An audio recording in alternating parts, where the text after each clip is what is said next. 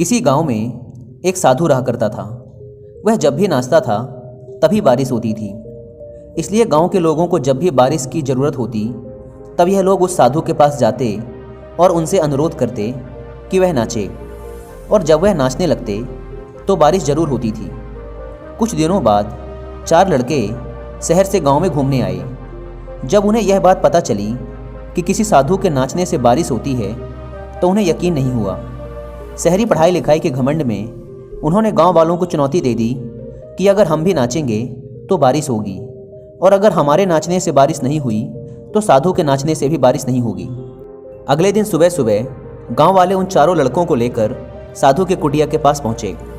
गांव वालों ने साधु को सारी बात बताई। फिर उन लड़कों ने नाचना शुरू किया। पहले लड़के ने नाचना शुरू किया। आधा घंटा बीत गया। फिर पहला लड़का थक कर बैठ गया, पर बादल नहीं दिखे।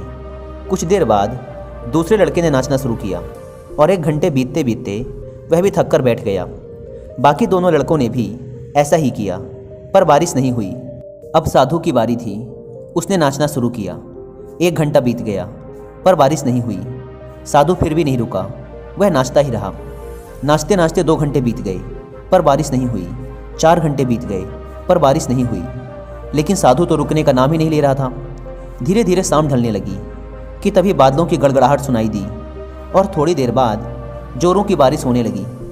यह देखकर 4 लड़के दंग रह गए और तुरंत साधु से क्षमा मांगी। फिर 4 लड़कों ने साधु से पूछा, बाबा, भला ऐसा क्यों कि हमारे नाचने से बारिश नहीं हुई और आपके नाचने से बारिश हो गई?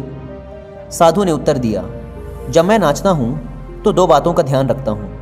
पहली बात तो मैं यह सोचता हूँ कि अगर मैं नाचूंगा तो बारिश को होना ही पड़ेगा, और दूसरी यह कि मैं तब तक नाचूंगा जब तक कि बारिश ना हो जाए। सफलता पाने वाले में भी यही गुण विद्यमान होता है। वे जिस काम को भी करते हैं उसमें उन्हें सफल होने का पूरा भरोसा होता है, और वह तब तक उस काम को करते हैं जब तक कि उसमें सफल ना हो जाएं। इसलिए अगर हमें सफलता हासिल करनी है तो इस साधु की तरह ही अपने लक्ष्य को प्राप्त करना होगा।